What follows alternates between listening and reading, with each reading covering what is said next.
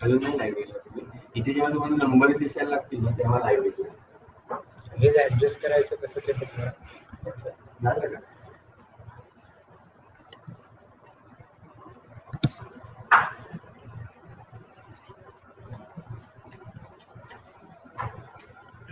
नमस्ते. झालं live live. वगैरे आहे. हा, येस. रागादिरोगान् सततान् शक्तान् अशेषकाय प्रसृतान् अशेषान् औत्सुक्यमोहारतिदान् जघानः यो पूर्ववैद्याय नमोस्तु तस्मै. आज जिज्ञासा इस ग्रुप की तरफ से मुझे अपने कुछ विचार आपके सामने रखने के लिए आमंत्रित किया गया है। इसलिए सबसे पहले मैं जिज्ञासा टीम के प्रति अपने आभार प्रदर्शित करता हूँ। आज किसी कारणवश हम सेमिनार जैसे ही आमतौर पे होते हैं वैसे तो हम मिलजुल नहीं सकते हैं, लेकिन इस वेबिनार के जरिए हम आपस में कुछ अच्छा संवाद रख सकते हैं। इससे हमारी आयुर्वेद के प्रति जो एक शिक्षा है वो भी निरंतर चलती रहेगी, ऐसा मेरा मंतव्य है। इसलिए ये जो जिज्ञासा ग्रुप जो है इनको मैं ये इस कार्य करने के लिए, इस कार्य को बढ़ावा देने के लिए शुभेच्छा प्रदर्शित करता हूँ। मुझे सुनने वाले सभी वैद्य महानुभाव, आज मैं आपके सामने कुछ विचार, अपने विचार प्रदर्शित करने वाला हूँ।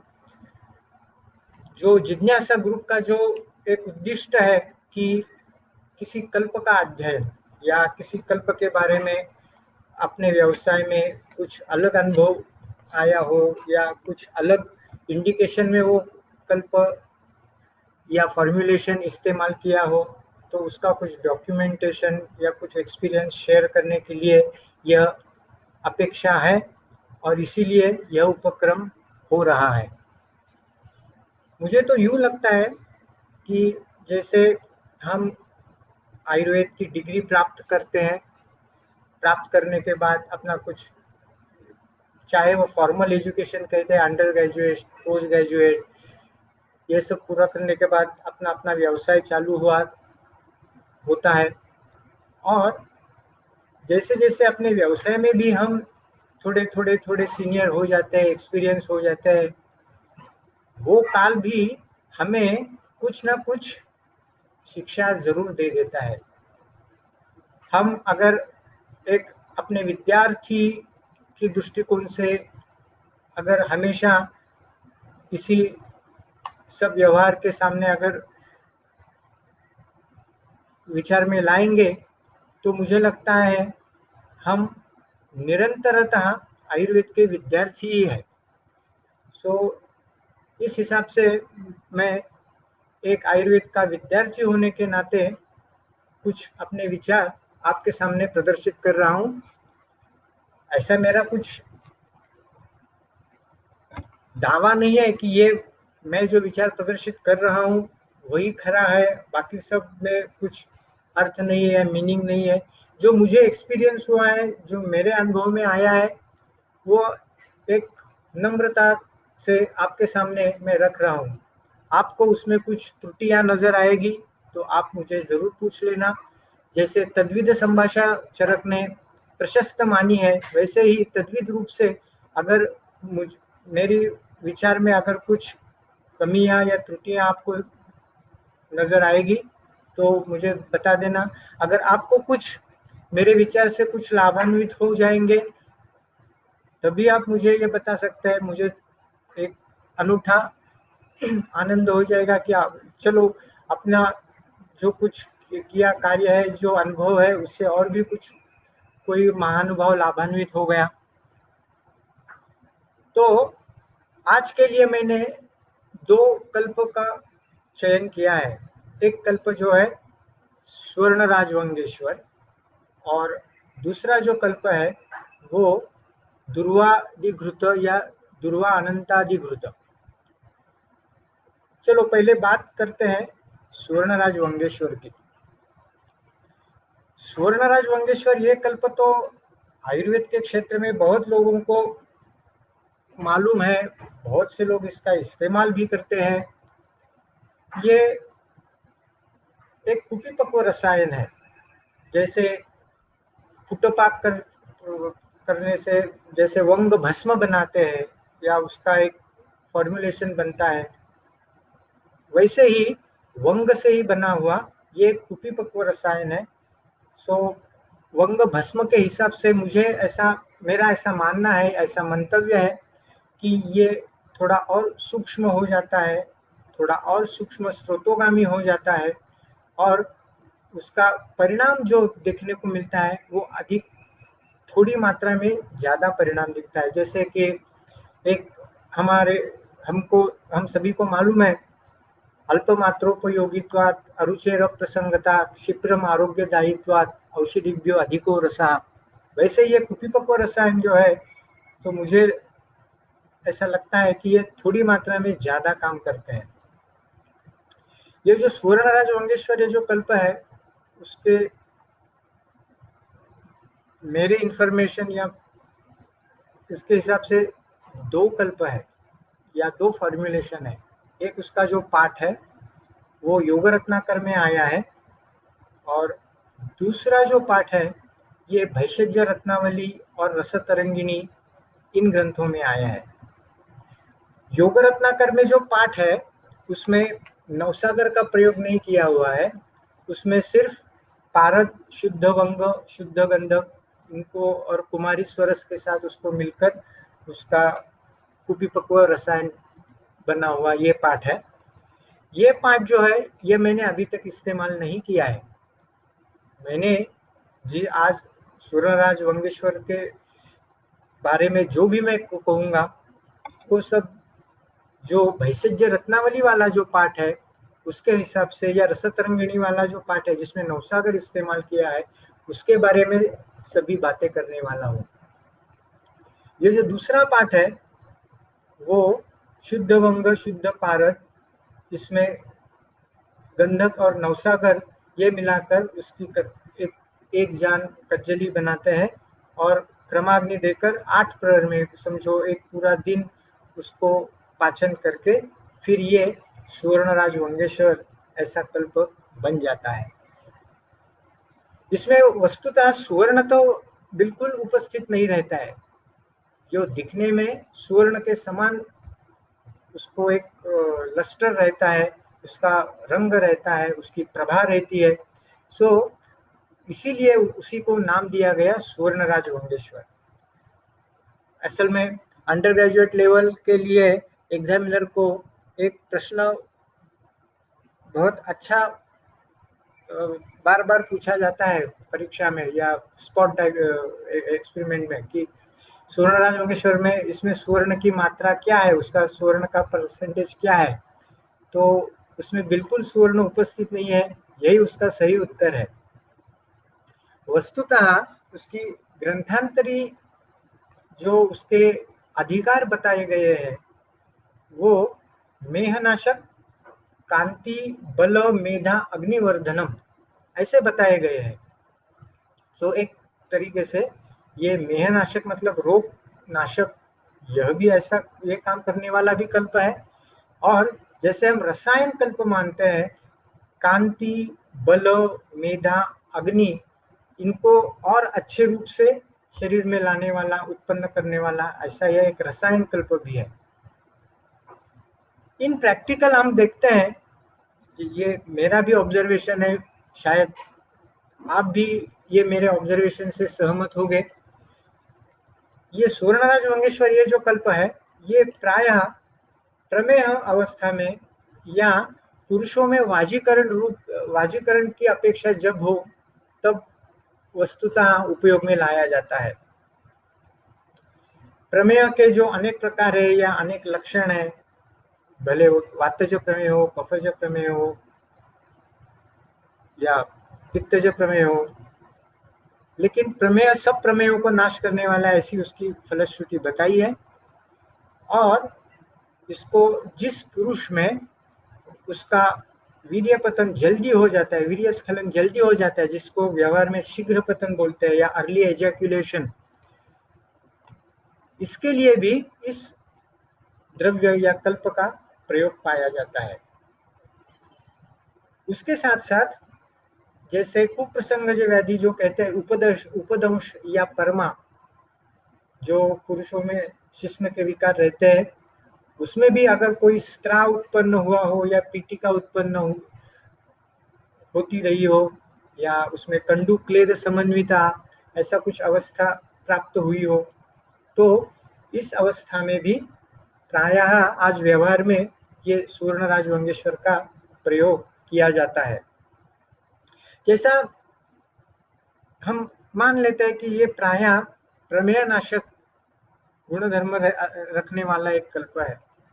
प्रमेय में उसका जो नैदानिक भाग है उसमें क्या बताया है शास्त्रकारों ने, बहुद्रव श्लेष्मा दोष विशेषा, जिसमें दोष विशेष में ज्यादातर द्रवता पाई जाती है। असल में वातदोष में तो द्रवता आने का संभव नहीं रहता है, लेकिन वातदोष खुद बिगड़ के कफ और पित्त को भी बिगाड़ सकता है। लेकिन जो वात पित्त का दोष है उनमें अगर ज्यादा द्रवता उत्पन्न हुई हो, ये विशेषकर कफ पित्त प्रमेय में, और वो द्रवता मूत्र मार्ग से अगर चली जा रही है, मूत्र मार्ग से आदमी त्याग कर देता है, सो उसमें प्रमेय अवस्था उत्पन्न हुई, ऐसा आयुर्वेद का मानना है। बहुद्रव श्लेष्मा दोष विशेषा। अगर मेरे ध्यान में ऐसा आया कि अगर बहुद्रव श्लेष्मा दोष विशेषा है, ये प्रमेय की तो खास अवस्था है ही, लेकिन ऐसे और भी कुछ रोगी अवस्था है जिसमें दोषों की द्रवता बढ़ी हुई नजर आती है, या उसको हम कह सकते हैं। उसके बारे में आगे आगे आपसे बात साथ डिस्कस करूंगा। जैसे कि कोई अरूह्यमान व्रण है और उसमें से चाहे वो प्रमेय जनित व्रण हो, चाहे वो प्रमेय बिना प्रमेय भी व्रण हो, लेकिन ऐसा कभी कभी दिखने में मिलता है कि व्रण में स्त्राव निकल रहा है, इसलिए और उसी की वजह से वो कभी रूढ़ ही नहीं होता है, उसमें ड्राइनेस कभी पैदा नहीं होता है। सो अरूह्यमान व्रण, ये भी बहुद्रव श्लेष्मा दोष विशेष ऐसी अवस्था है व्रण के हिसाब से, अगर ये सामने रखेंगे तो उसमें से जो क्लेद हर रोज निकलता रहता है वो बहुद्रव अवस्था ही है। तो मेरे ध्यान में ऐसा आया कि ऐसे कुछ ये करेंगे कि ऐसी कुछ अवस्था लोकेट करेंगे कि जहाँ पे दोषों को बहुद्रवता ये अवस्था प्राप्त हुई हो, और उसमें ये सुवर्णराज वंगेश्वर का प्रयोग हम करके देखते हैं। ऐसे मेरे मन में आया, और ऐसे कुछ अवस्था मैंने जो लोकेट किए या ऐसे कारणवशात या फॉर्चुनेटली जो कहते हैं कि ऐसे कुछ रुग्ण भी मेरे क्लिनिक में परामर्श के लिए आए और उनके साथ चिकित्सा करने का मुझे अवसर मिला। और मुझे ऐसा लगता है कि ये बहुद्रव श्लेष्मा दोष विशेषा यह अवस्था में, और चाहे ये प्रमेय हो या और भी कोई अवस्था हो, ऐसी बहुत सारी अवस्थाओं में ये कल्प उपयोग में आ सकता है। इस कल्प का मैंने जो उपयोग किया है उसके बारे में भी कुछ इंस्ट्रक्शन मैं पहले से ही आपको देता हूँ। सर्वसामान्यतः इस कल्प जो इस्तेमाल किया है उसकी जो मात्रा है वो 50 मिलीग्राम से 100 milligram, this is the average dose.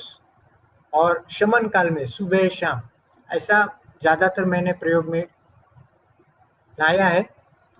और अगर जैसे जैसे अपने को, जैसे किसी रुग्ण का कोष्ठ ज्ञान हमें नहीं प्राप्त हुआ हो तो अपरिज्ञात कोष्ठस्य पिबेत मृद्वल्पम औषधम, और एक बार उसकी कोष्ठ की परीक्षा हो गई तो उसको वमन या विरेचन देने के लिए जो कुछ दवाई देनी है वो हम ज़्यादा मात्रा में भी दे सकते हैं। ऐसा कुछ लोगों में 100 मिलीग्राम से भी थोड़ा ज़्यादा भी ये वंगेश्वर का प्रयोग मैंने किया है, लेकिन आमतौर पे जो वंगेश्वर का प्रयोग किया है वो 50 मिलीग्राम से 100 मिलीग्राम तक ये उसकी मात्रा मैंने सीमित रखी है। ज़्यादातर उसका जो अनुपान रहता है वो मैंने मधु यही इस्तेमाल किया है।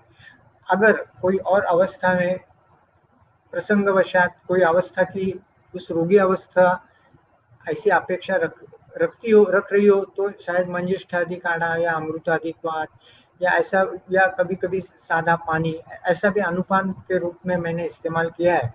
लेकिन एवरेज सुवर्णराज मंगेश्वर का प्रयोग जहाँ करना उचित मैं समझता हूँ, उसके साथ में मैं शहद का प्रयोग करना उचित समझता हूँ।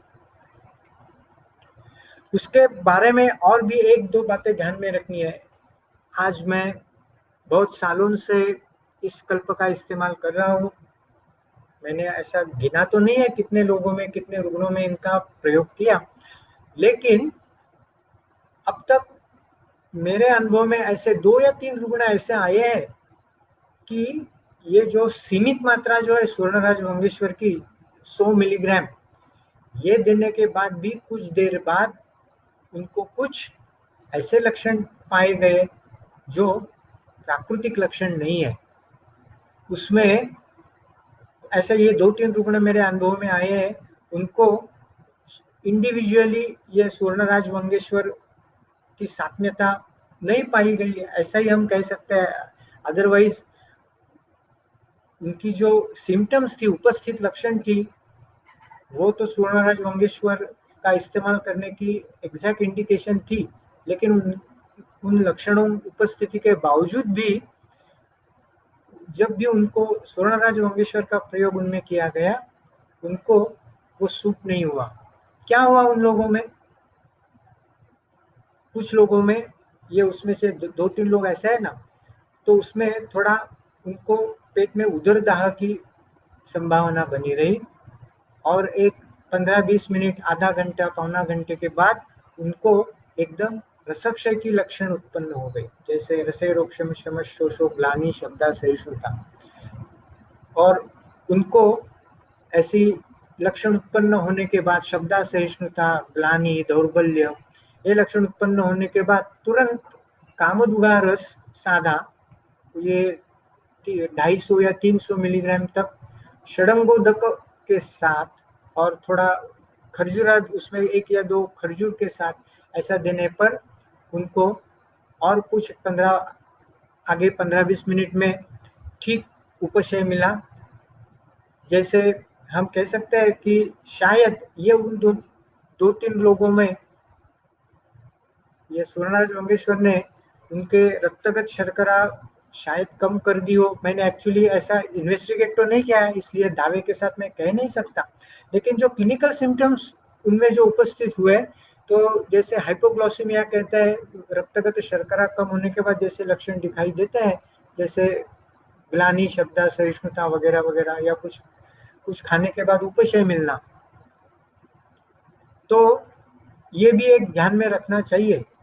लेकिन ऐसे रुग्णों में, अगर मैं 100 रुग्णों में ऐसा सुवर्णराज मंगेश्वर का इस्तेमाल किया हो, तो अब तक ऐसे 2 या 3 रुग्ण ही मेरे अनुभव में आए हैं, लेकिन आए हैं। ऐसा पूरा ये सुवर्णराज मंगेश्वर सेफ है ऐसा हम कह नहीं सकते, तो थोड़ा प्रिकॉशन लेके फिर उसका हम प्रयोग कर सकते हैं। और एक ग्रंथोक्त तो एक ऐसा इंडिया गाइडलाइन है जहाँ पे सुवर्णराज मंगेश्वर का प्रयोग होता है, उस काल के दरमियान रुग्णों में मैंने अत्यधिक लवण रस या अत्यधिक अम्ल रस का सेवन अपथ्य के रूप में उनको कहा गया। मतलब रोज के खाने में जितना लवण आता है या थोड़ा बहुत नींबू या अम्ल रस आता है, सब्जियों में साथ थोड़ा बहुत आमचूर या इस्तेमाल होता है, वो तो चलता है, लेकिन ज्यादातर और जो खट्टी चीजें रहती है, जैसे कि दही है या कोई तिनटिड़ी का है, चिंच का है, या कोई शरबत है, ये मैंने उनको प्रोहिबिशन या अपथ्य के रूप में उनको समझा दिया था और समझा देता हूँ। अत्यधिक लवण और अत्यधिक अम्ल रस, ये जब तक स्वर्ण वंग का प्रयोग चालू है वो ज्यादातर रुग्णों ने नहीं इस्तेमाल करने चाहिए। और भी एक बात मैं आपके सामने रखना चाहता हूँ, जैसे ये स्वर्ण वंग वंग ये तो एक मेटल है, धातु है। ऑफ कोर्स ये जैसे आजकल उसकी तो बहुत चर्चा हो रही है आयुर्वेद दवाइयों के बारे में। ये हेवी मेटल तो नहीं है जैसे नाग भस्म है या स्वर्ण भस्म है, स्वर्ण धातु है या नाग है, उनके बारे में ऐसे अपने को अखबारों में या व्हाट्सएप पे कुछ ना कुछ सुनने को मिलता है। वो जो सुनने में मिलता है वो सब जो हेवी मेटल्स है वो ऐसा कुछ दवाइयों, कुछ अयोग्य तरीके से अगर बन रही है तो उसके हिसाब से कुछ प्रयोग कर रहे हैं, ऐसा कुछ ये अखबार में या व्हाट्सएप में हमें सुनने को मिलता है। वैसे वंग ये तो हेवी मेटल नहीं है, ये तो सॉफ्ट मेटल है। सो इसलिए उसके ऐसे कुछ खास विषाक्त परिणाम, अगर स्वर्णराज वंग ये कल्प जो अच्छी तरह से बनाया गया हो तो मुझे लगता है ऐसे कुछ अब तक इतने सालों में, आज इतने 15-20 साल में ऐसे कुछ दिखाई मुझे तो नहीं दिए हैं। लेकिन फिर भी ऑन सेफर साइड, जिसको महीनों तक स्वर्णराज वंगेश्वर का इस्तेमाल करना होता है, तो एक महीना या सवा महीना होने के बाद एक एक हफ्ते के लिए या 4-5 दिन के लिए मैं एक इंटरप्शन कर देता हूँ। एक 4-5 दिन के लिए उसको स्वर्ण वंग का प्रयोग बंद कर देता हूँ और फिर वापस 4-5 दिन के बाद वापस जो अपना फॉर्मुलेशन है वो चालू कर देता हूँ। इसमें ये बात नहीं है कि स्वर्ण वंग का कुछ विषाक्तता परिणाम होते ही है, लेकिन to be on safer side ऐसा ऐसे कुछ पॉइंट नॉट 1% भी पॉसिबिलिटी हो तो वो भी पॉसिबिलिटी इरेडिकेट हो जानी चाहिए। उसके हिसाब से मैं ये एक प्रिकॉशन लेता हूँ। आमतौर पे मैंने जो स्वर्णराज वंगेश्वर का जो प्रयोग किया है वो जो अवस्था है, तो उसमें से पहली जो अवस्था है वो अवस्था है अरूह्यमान व्रण या स्त्रावी व्रण, चाहे वो प्रमेय जनित हो या बिना प्रमेय जनित हो। उसमें जो मैं कॉम्बिनेशन रखता हूँ, खाली स्वर्णराज वंगेश्वर का प्रयोग होने से काम नहीं चलता है, उनके और भी कुछ साथ साथ फॉर्मुलेशन बनाने पड़ते हैं, देने पड़ते हैं। सो जो कॉमन कॉम्बिनेशन जो है वो मैं इस प्रकार से उनको देता हूँ। वंगेश्वर रस 100 मिलीग्राम, उसके साथ में आमल की और दारवी, जैसे निशा आमल की ये प्रमेय श्रेष्ठम आग्रह संग्रह में बताई गए हैं, तो निशा के बदले में दारवी दारू हरिद्रा इसका प्रयोग करता हूँ। आमल की, दारवी और मंजिष्ठा और गंधक रसायन, ये 4 फॉर्मुलेशन जो है वो 100 मिलीग्राम प्रत्येक की 100 मिलीग्राम, और वंगेश्वर भी 100 मिलीग्राम, ये सब फॉर्मुलेशन करके रुग्णों को देता हूँ। अगर जरूरत हो तो उसके साथ में चाहे त्रिफला गुग्गुल का प्रयोग भी करना जरूरी उचित होता है, या चंद्रप्रभावटी का भी प्रयोग करना जरूरी होता है। व्रण में के साथ अगर कंडू ज्यादा हो या सरागत्व हो तो उसके लिए कुछ महामंजिष्ठा काढ़ा ऐसा भी प्रयोग करना जरूरी होता है। ये तो सब और बातें हैं, ये सब आप लोग जानते भी हैं किस अवस्था में कौन से लक्षण में क्या इस्तेमाल करना है। आज मेरा काम यह है कि स्वर्णराज वंगेश्वर का कुछ अलग इंडिकेशन जो है वो आपके सामने मैं रख दूं। तो जहां व्रण रोपण अच्छी तरह से न हुआ हो उसी अवस्था में भी ये मैंने ये इस्तेमाल करता हूँ। हमारे पास आज ऐसे भी कुछ लोग आते हैं, वो ज्यादातर उनके पांव में प्रमेय जनित व्रण या सिरागत व्रण, डायबिटिक फुट ऐसा आधुनिक विज्ञान कहता है, ऐसे बहुत रुग्ण आयुर्वेद चिकित्सक के पास भी आते हैं। उनका यह मंतव्य रहता है कि हम आधुनिक चिकित्सा तो ले रहे हैं, उनकी जो कुछ भी ड्रेसिंग, हर रोज की ड्रेसिंग या उसको डायबिटीज की जो कुछ दवाइयां हैं या इंजेक्शन है, जो कुछ XYZ है वो तो हम ले रहे हैं, लेकिन हमें उतना फायदा नहीं मिल रहा है। तो उसके साथ में अगर हम आयुर्वेद की दवाई का कुछ एडिशन जोड़ दे तो शायद हमें ज्यादा फायदा रहेगा। ऐसे भी रुग्ण हमारे पास बहुत आते हैं, तो उनके लिए भी ये कॉम्बिनेशन मैं इस्तेमाल करता हूँ। एक एक सिंगल केस है, मैं आपको बताना चाहूंगा।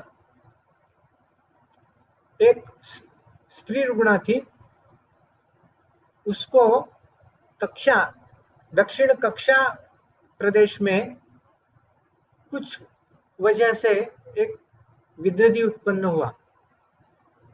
विद्युति उत्पन्न होने के बाद पहले वो आधुनिक चिकित्सक के पास गई, उन्होंने कुछ एंटीबायोटिक्स वगैरह दी। एक 4-5-6 दिन में उसके कुछ काफी उपशय मिला, लेकिन वो जो विद्युति उत्पन्न हुआ तो वो ऐसी जगह था कि हर रोज दिन भर की जो हलचल करने में वो रुग्णा असमर्थ रहती थी, लेकिन फिर भी ऐसे ही हलचल करने के बाद वापस बार बार वो विद्युति पैदा होता था।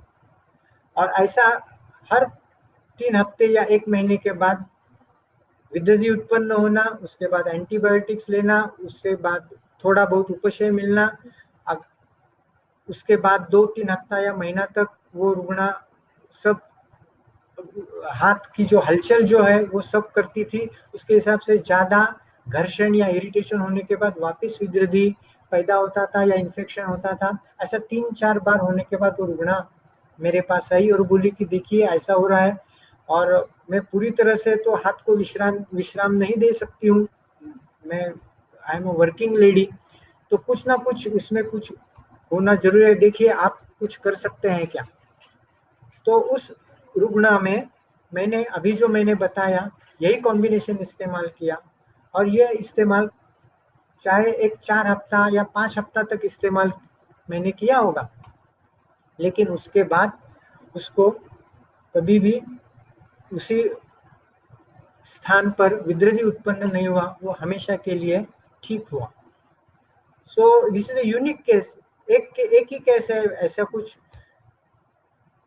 लोग बोलेंगे कि ऐसा ग्रॉसली कुछ 8-10-12 ऐसे कुछ केसेस में अनुभव हुआ तो बोलना, लेकिन मुझे लगता है जिस रुग्ण को पहले 3-4 बार ऐसा होता निरंतर होता रहा, और ये सूर्यराज वंगेश्वर और बाकी सब दवाइयां देने के बाद अगले कम से कम साल भर तो बिल्कुल हुआ नहीं, तो मेरा ये मानना है प्रोफेशनली उस इस कॉम्बिनेशन से उस रुग्ण को बहुत हद तक फायदा हुआ। दूसरी एक अवस्था है प्रमेय के बाद या व्रण रोपण के साथ विसर्प।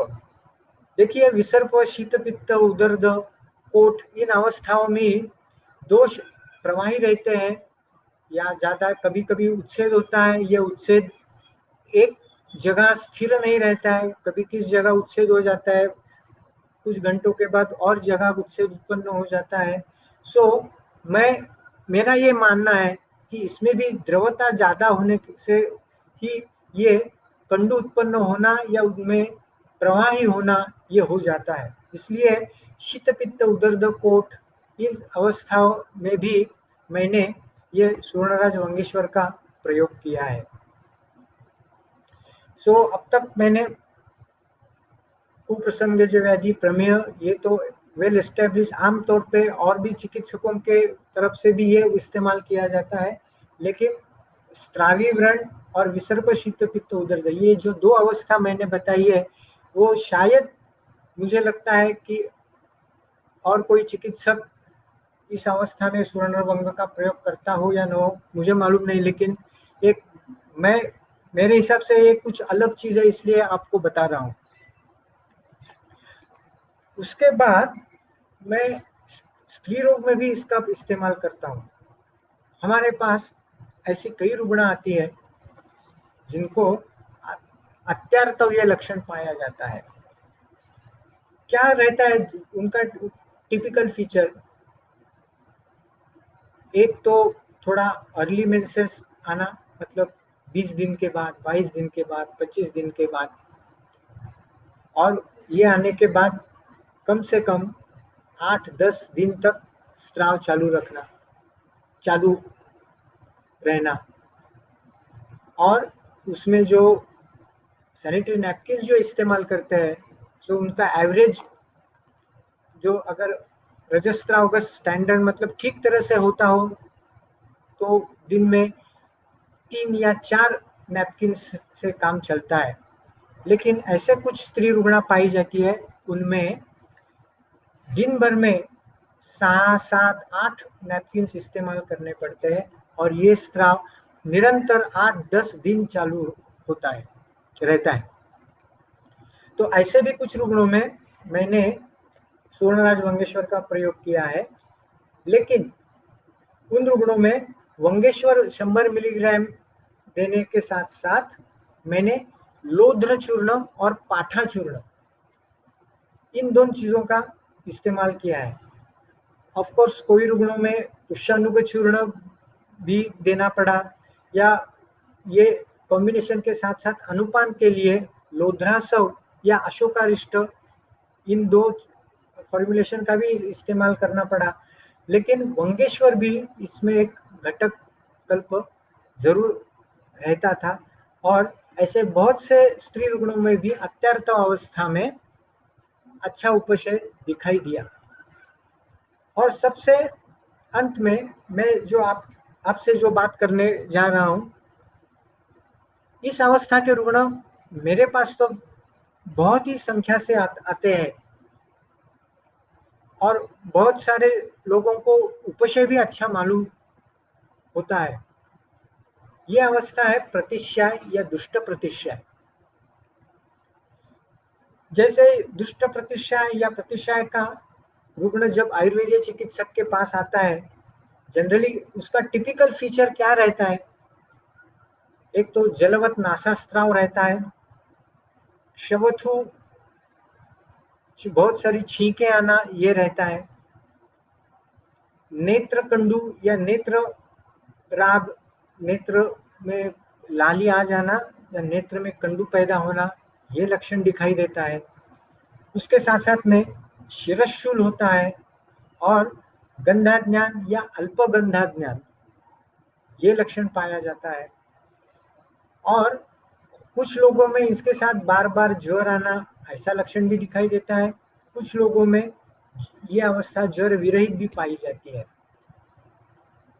ऐसे रुग्णों में बहुत सारे रुग्ण मेरे पास आते हैं, और उनमें भी मैंने सुवर्णराज वंगेश्वर का प्रयोग किया है। हाँ, एक बात मैं कहना भूल गया, पहले जो सुवर्णराज वंगेश्वर के उपयोग के बारे में मैंने जो कुछ इंस्ट्रक्शंस दिए कि कुछ प्रिकॉशन लेना जरूरी रहता है या वैसा, उसके साथ में ये भी एक मुद्दा, एक पॉइंट जोड़ देना जरूरी है। मैंने जिन रुग्णों में ये सुवर्णराज वंगेश्वर का प्रयोग किया है अब तक, वो सभी रुग्ण कम से कम 12 साल या 14 साल की ऊपर वाली उम्र के हैं। उनके कम उम्र वाले रुग्णों में मैंने अब तक सुवर्णराज वंगेश्वर का प्रयोग नहीं किया है। करना हम कर सकते हैं या नहीं है, ये डिबेटेबल बात है, और ये आज के व्याख्यान का विषय नहीं है, लेकिन मैंने अब तक ये नहीं किया है, ये बात मैं आपके सामने जरूर रख देना चाहता हूँ। सामान्यतः ये जो दुष्ट प्रतिश्याय वाले जो रुग्ण आते हैं, वो आधुनिक चिकित्सा तो लेके आते ही है, लेकिन साथ साथ में मेरा ये अनुभव है कि कुछ न किसी चिकित्सक की तरफ से आयुर्वेदिक चिकित्सा भी करके आते हैं।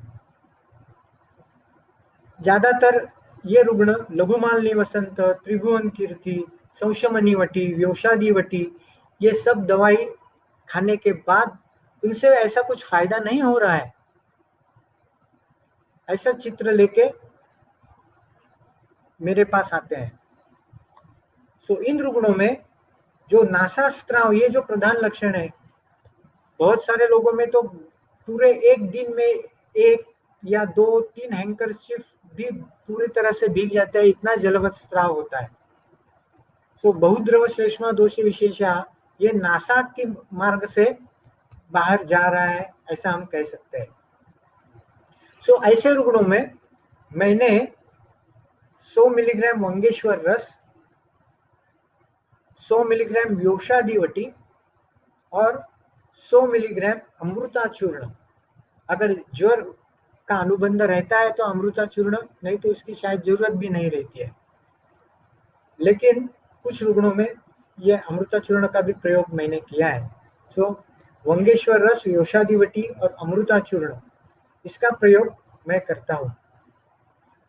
और जैसे जैसे दिन जाते हैं, 1 हफ्ता, 2 हफ्ता, 1 महीना, 1.5 महीना, 2 महीना, बहुत से लोगों को इसमें से उपशय मिलता है।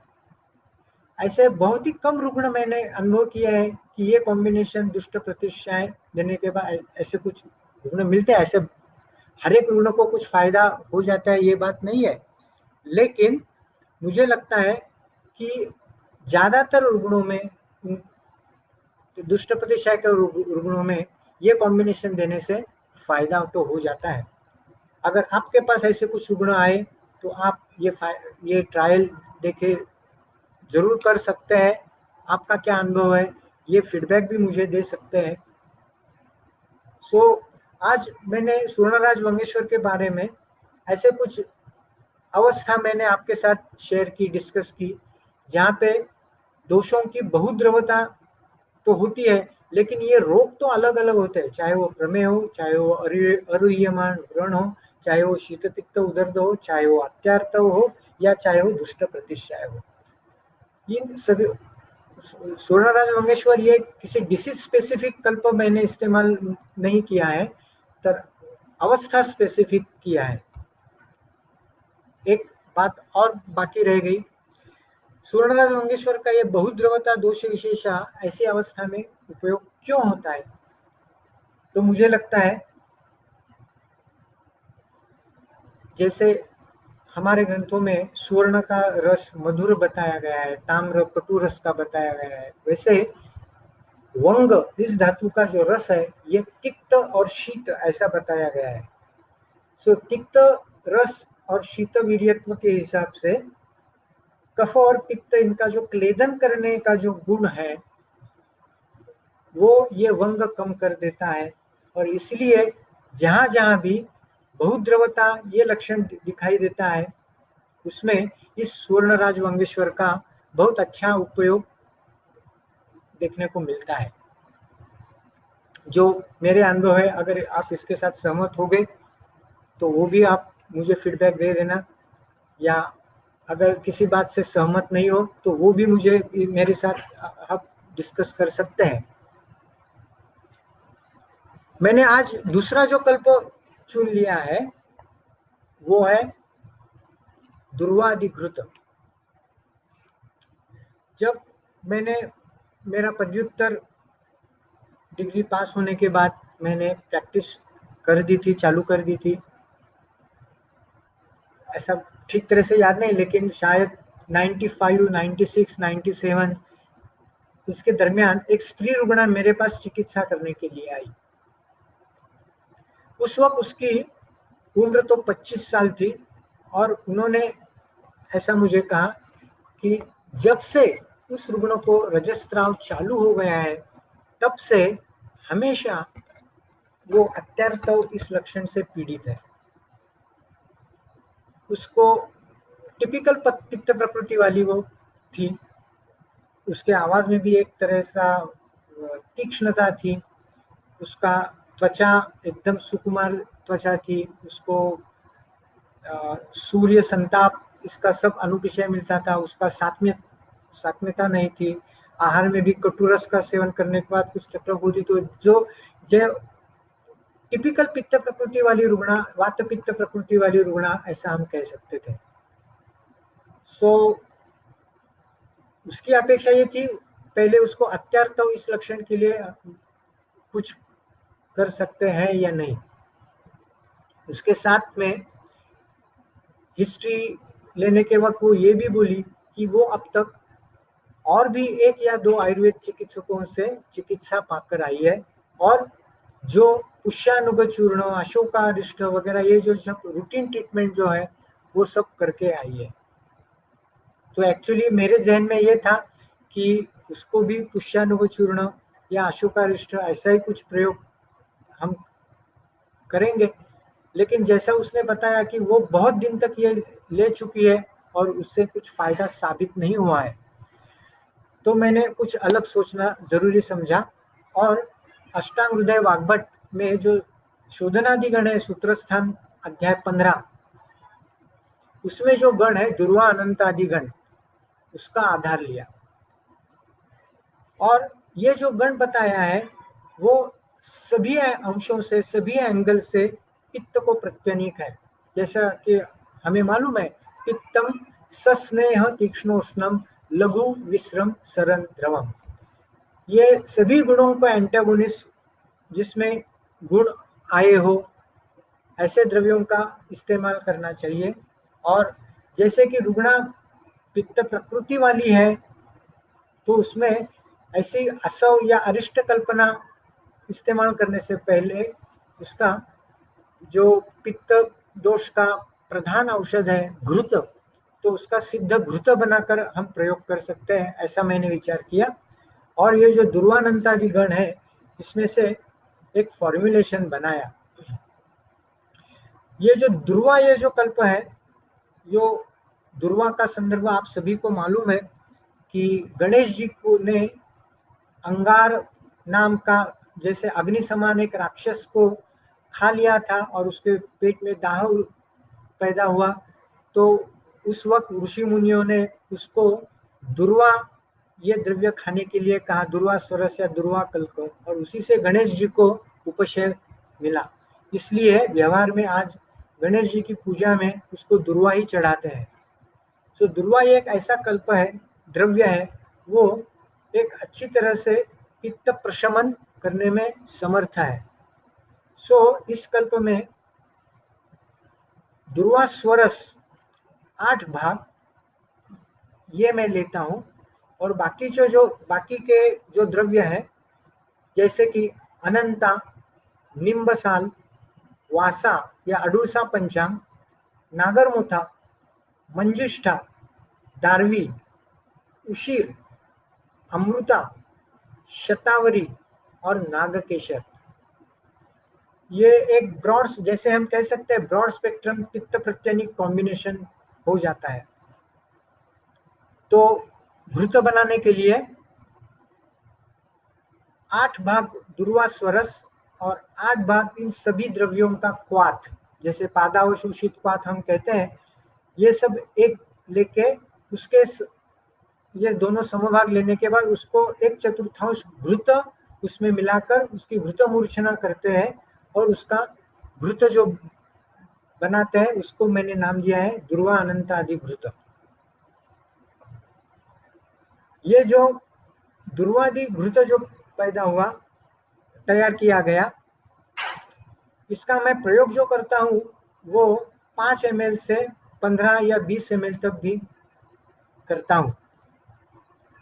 जैसे कि वाग्भट सूत्रस्थान में बताया गया है, शोधन के लिए अगर कुछ घृतपान कराना हो तो सुबह जल्दी वो घृत का प्रयोग करना चाहिए, लेकिन जिस घृत का प्रयोग शमन के लिए किया जाने वाला हो, शमनात् शुद्ध तो अनन्नम मध्यमात्रस्य शस्यते, जैसे सुबह उठने के बाद पहले जब भूख लगती है, भूख की भावना हो जाती है, उसी वक्त मध्यम मात्रा में घृत का प्रयोग करना चाहिए।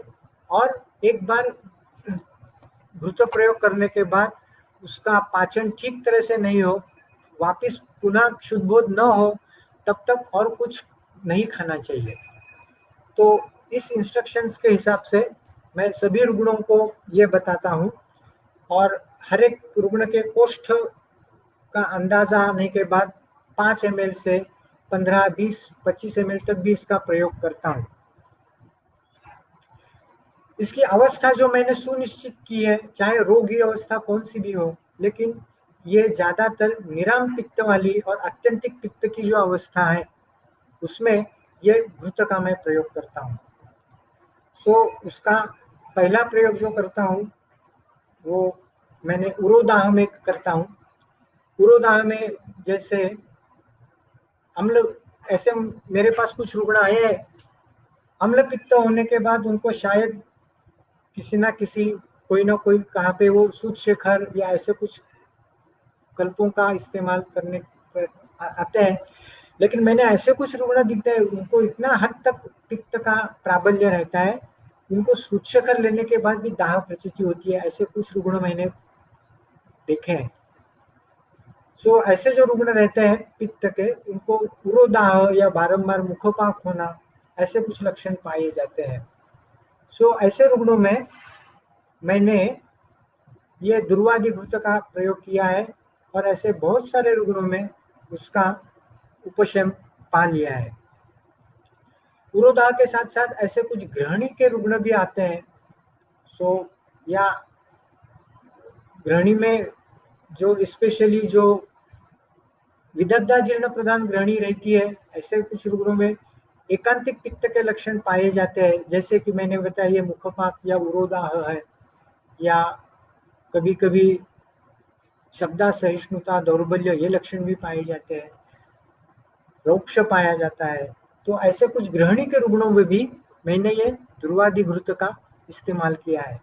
इसके साथ में अगर आप जरूरी समझे तो और कुछ प्रयोग कल्प भी इस्तेमाल कर सकते हैं, लेकिन इस और आपके कल्पों के साथ साथ ये ध्रुवादि घृत का अगर आप प्रयोग करेंगे तो मुझे लगता है शायद और ज्यादा फायदा हो जाएगा।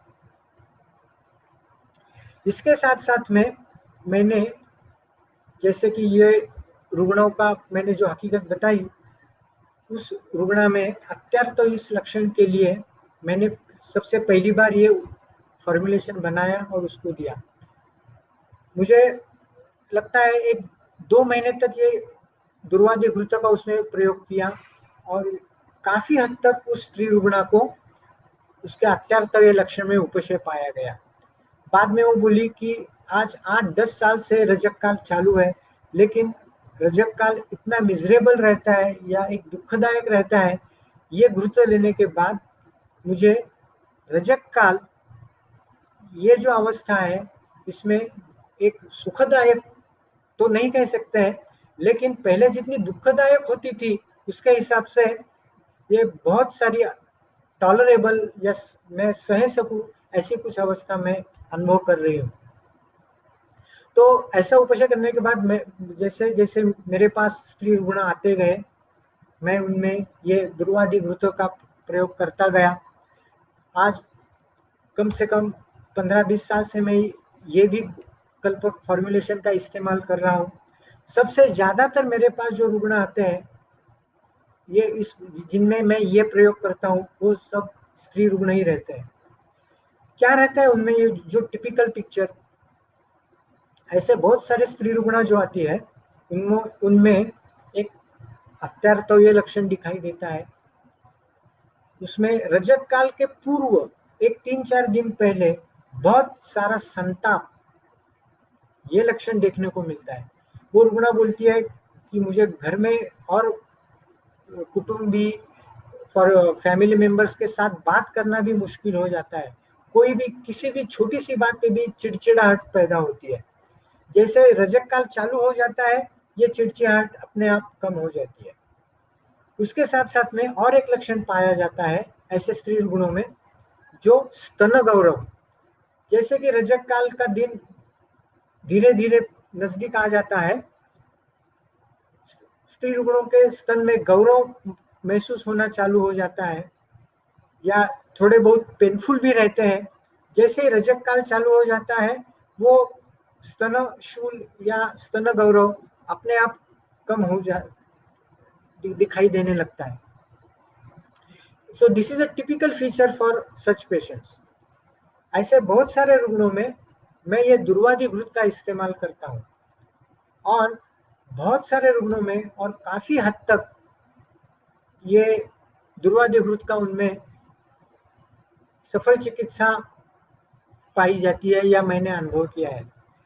ऑफ कोर्स अभी एक प्रश्न पैदा हो जाता है, अगर ऐसे इतने स्त्री गुणों में ये अगर ध्रुवादिवृत्त का यह प्रयोग होता है, ध्रुवा अनंतादिवृत्त का, तो उसका एकेडमिक इवैल्यूएशन करना जरूरी है। और ऐसे रुग्ण भी हमें आयुर्वेदीय चिकित्सक के पास आते हैं। अगर कोई इसमें इंटरेस्टेड हो या कोई आधुनिक चिकित्सक की भी मदद लेनी हो, ऐसा कोई प्रपोजल सामने आता है, तो इसमें ये एकेडमिक इवैल्यूएशन में भी ये ध्रुवानंतादिवृत्त में मैं इंटरेस्टेड रहूंगा, या मेरी तरफ से जो भी मदद करनी हो, जो कर सकता हूँ, वो लेने के लिए मैं तैयार हूँ। मेरा आज का ये जो फॉर्मुलेशन है वो पूरा हो गया है। और एक बात मैं आपसे कहना चाहूँगा, जैसे सुवर्णराज वंगेश्वर के बारे में जो अवस्था थी, सो ये मेरा जो भाषण है पूरा होने के बाद आप टेक होम मैसेज क्या लेंगे, तो मुझे लगता है ये दो बातें मैं आपसे वापस प्रिसाइज रूप से कहना चाहूँगा। एक तो सुवर्णराज वंगेश्वर ये जो है वो बहुत द्रवता इस अवस्था में, बहुत सारी अवस्थाओं में, रोगी अवस्थाओं में उपशम दिखाई देता है। और ये जो ध्रुवानंतादिघृत जो है वो सभी अंशों से जब पित्त का प्रकोप हो जाता है, उसी अवस्था में इसका बहुत अच्छा उपशय दिखने को मिलता है। सो आज जो पिछले कुछ सालों से 15-20 सालों से जो मेरा अनुभव है, उसमें जो मैंने अनुभव किया है वो आपके सामने मैंने रखा है। अगर आप उसको ठीक समझेंगे तो आप भी इसी अवस्था में ये दो कल्पों का निर्माण करके इस्तेमाल कर सकते हैं। और आपका फीडबैक मुझे कुछ ना कुछ और भी ज्ञान कर देगा, ऐसा मेरा मंतव्य है। आज जिज्ञासा इस ग्रुप में मैं वापस उनका आभार प्रदर्शित करता हूं कि आज आपके सामने एक मेरे जैसा एक, जैसे हम ग्रास रूट लेवल वैद्य बोलते हैं एक, या प्रोफेशनल वैद्य बोलते हैं, उसको भी एक संधि दी और आपके सामने मेरे कुछ विचार प्रदर्शित करने का अवसर दिया। इसलिए मैं आपके साथ जिज्ञासा ग्रुप का भी आभारी हूँ। धन्यवाद।